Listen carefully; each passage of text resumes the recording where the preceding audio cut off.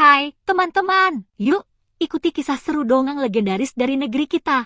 Timun Mas, sebuah dongeng epik. Bagian 1, Desa Lereng Gunung. Di lereng Gunung Serandil, di sebuah desa yang dikelilingi hutan dan sawah luas, tinggal seorang perempuan tua bernama Embok Srini. Rumahnya sederhana, berdinding anyaman bambu dengan atap daun rumbia yang mulai menghitam dimakan usia. Meski hidupnya serba kekurangan, Embok Srini dikenal sebagai sosok yang ramah, rajin membantu tetangga, dan pandai membuat jamu gendong. Namun, setiap kali ia melihat anak-anak bermain di pematang sawah atau mendengar tawa riang mereka di sungai, hatinya selalu terasa sepi. Ia tidak punya anak. Suaminya telah meninggal bertahun-tahun lalu, meninggalkannya sendirian. Setiap malam, setelah menyalakan pelita minyak dan menutup pintu rumahnya, Embok Srini akan menatap bulan purnama sambil berbisik. Embok Srini, Gusti, seandainya aku punya seorang anak, akan kujaga ia sepenuh jiwa, walau harus kutukar dengan nyawaku sendiri. Doa itu ia ulangi selama bertahun-tahun, sampai pada suatu hari, jawabannya datang, namun tidak seperti yang ia bayangkan. Bagian 2, Pertemuan dengan Raksasa. Suatu pagi buta, ketika embun masih menggantung di ujung daun padi, Embok Srini membawa keranjang anyaman menuju hutan. Ia ingin mencari kayu bakar dan beberapa tanaman obat. Hutan itu sunyi, hanya suara burung dan gemericik air sungai yang menemani. Namun tiba-tiba, tanah bergetar pelan, lalu semakin kuat. Suara ranting patah terdengar dari kejauhan. Seekor kijang melompat panik, kabur melewati Embok Srini. Dari balik pepohonan, muncul sosok raksasa. Ia setinggi pohon kelapa, matanya merah menyala, giginya panjang runcing, kulitnya kehijauan penuh sisik seperti ular. Nafasnya berat, menghembuskan aroma anyir darah. Di tangan kanannya, ia memegang gada besar dari batang pohon utuh. Raksasa, wahahaha. Siapa yang berani masuk ke wilayahku? Embok Srini gemetar, lututnya lemas, keranjang di tangannya hampir terjatuh. Embok Srini. Ampun, Tuan Raksasa. Saya hanya mencari kayu bakar. Tidak bermaksud mengganggu.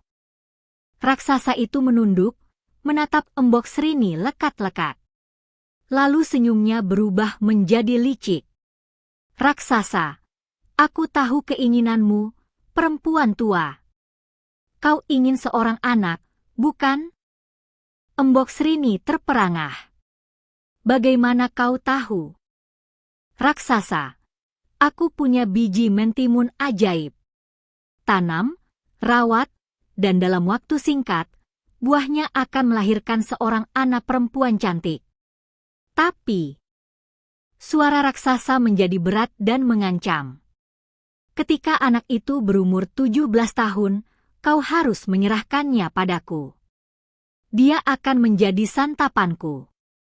Hati Embok Srini bergejolak. Ia tahu janji itu berbahaya, tapi kerinduannya pada seorang anak membuatnya ragu untuk menolak. Ia menatap biji mentimun berwarna emas yang berkilau di telapak tangan raksasa. Embok Srini, baik, saya setuju. Raksasa itu tertawa panjang, suaranya bergema di seluruh hutan, lalu menghilang di antara kabut.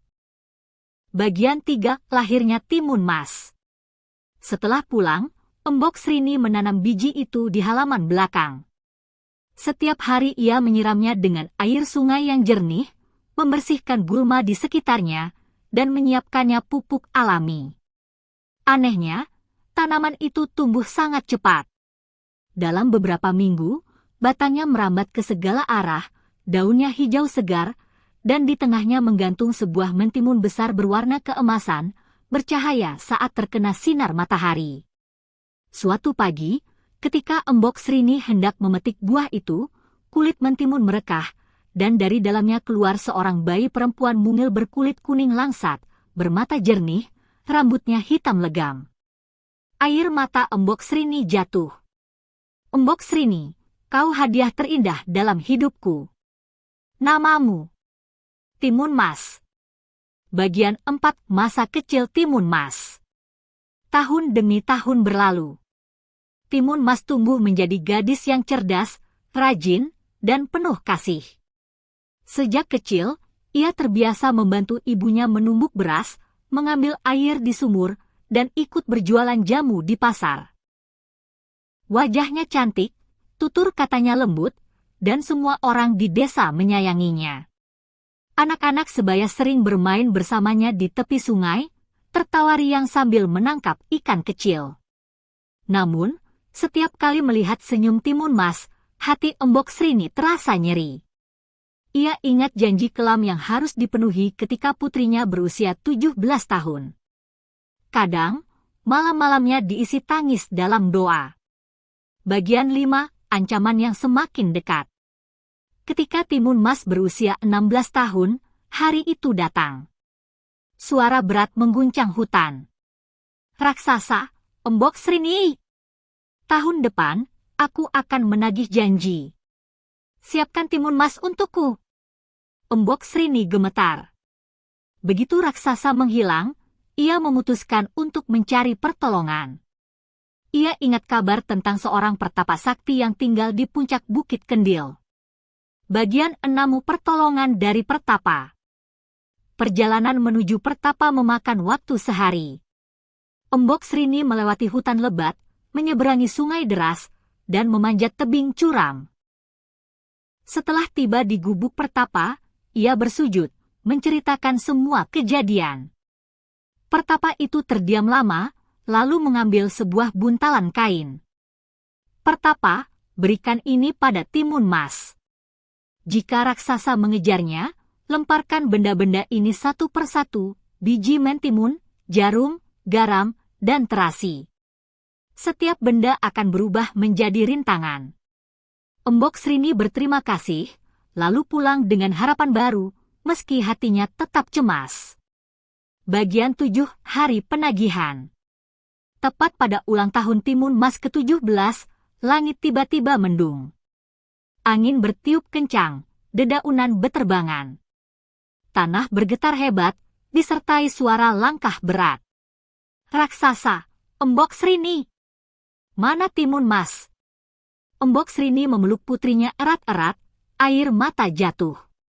Embok Srini, lari, nak. Bawa buntalan ini. Jangan berhenti sebelum selamat. Timun Mas, meski bingung, menuruti ibunya. Ia berlari meninggalkan rumah, sementara raksasa meraung marah dan mulai mengejar. Bagian 8 Pelarian dan Rintangan. Biji mentimun. Saat jarak semakin dekat, Timun Mas menaburkan biji mentimun ke tanah. Seketika, tanaman mentimun menjalar cepat, buahnya lebat.